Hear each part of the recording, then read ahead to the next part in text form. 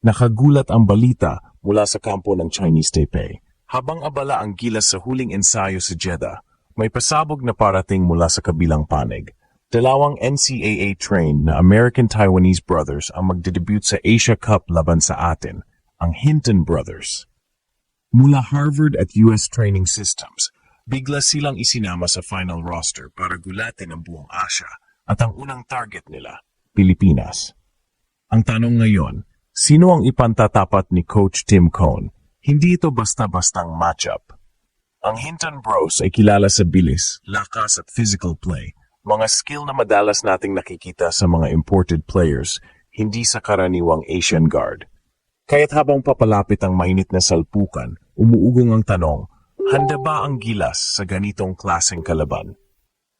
Magsisimula ang labanan sa Agosto 6, 2 Manila time, at dito masusubukan ang depensa ng Gilas laban sa bagong X-Factor ng Chinese Taipei.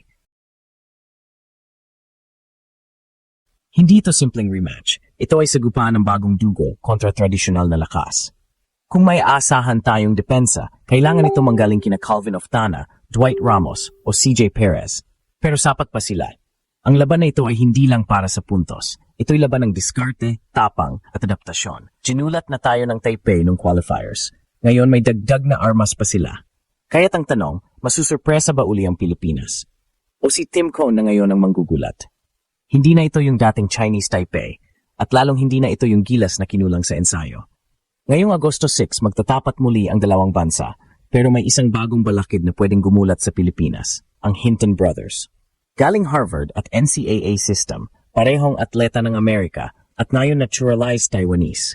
Sila ang bagong alas ng Chinese Taipei at sa unang laro nila, Pilipinas agad ang target.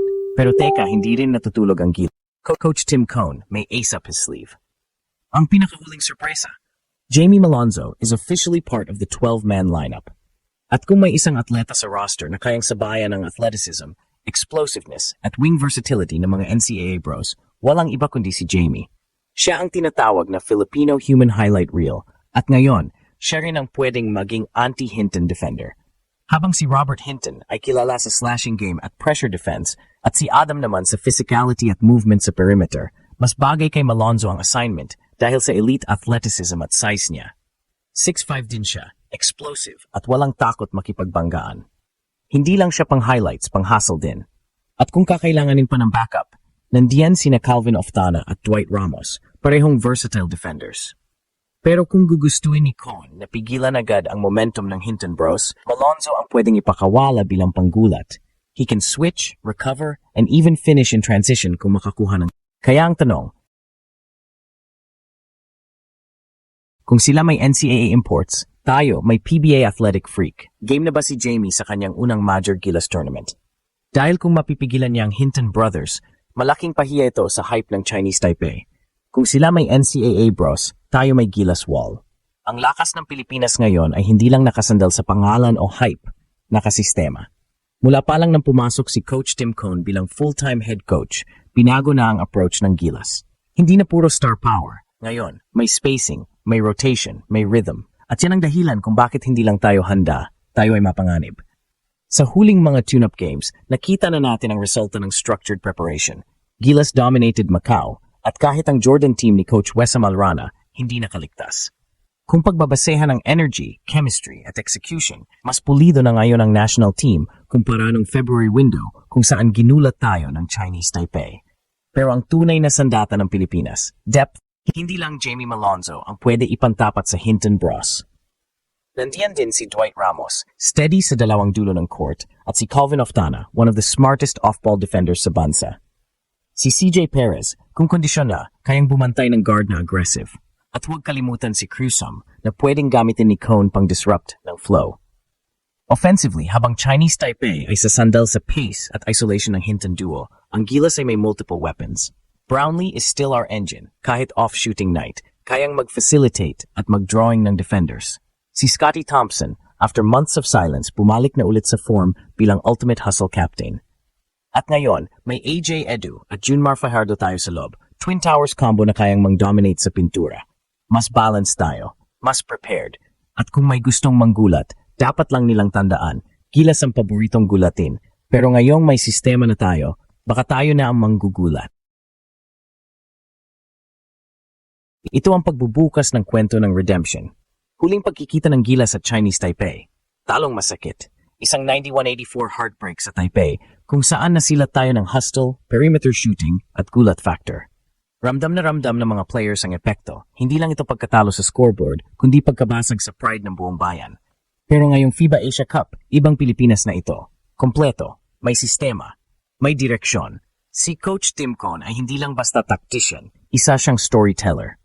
At ang binubuo niyang kuwento ngayon ay ang resurrection ng Gilas. Ang unang kabanata, bawiin ang dignidad sa team na unang nagpasabog ng kahiyan sa atin. Hindi lang team versus team ito. It's personal. Para kay Justin Brownlee, na ngayon ay 100% na ulit mula sa injury, ito ang pagkakataon niyang ipakita na kahit anong nationality ng kalaban, kaya niyang dalhin ang bandera ng Pilipinas. Para kay Scottie Thompson, na galing sa mahabang absence, ito ang kanyang prove them wrong moment. Para sa mga batang core gaya ni na Ramos, Oftana at Edu, ito ang simula ng legacy building. At para sa buong bansa, ito ang sandali para muling tumindig. Alam nating lahat, kapag ang Gilas ay tinaya na ang puso, kahit sino pang ipantapat, kahit NCAA pa yan, kahit import style pa yan, walang makakapigil. Ang tanong ngayon, kung tayo ang ginulat nila noon, handa ba silang gulatin natin pabalik? Bibigwas pa tayo ng panibagong kasaysayan? O may bagong gulat na naman sa panig ng Chinese Taipei?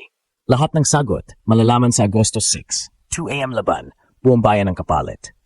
Unang pasabog, Luka Doncic officially nag-extend sa Los Angeles Lakers ng 3 taon, worth $165 million. Kasama pa rito ang player option para sa 2028, ibig sabihin hawak pa rin ni Luka ang future niya. Pero ang mas nakakagulat, kapag eligible na siya for Supermax, pwede siyang pumirma ng $500 million deal. Unang ganitong kalaking kontrata sa kasaysayan ng NBA. Kahit may chemistry issues pa kay LeBron at bagong core ng Lakers, si Luka na ang next face ng franchise.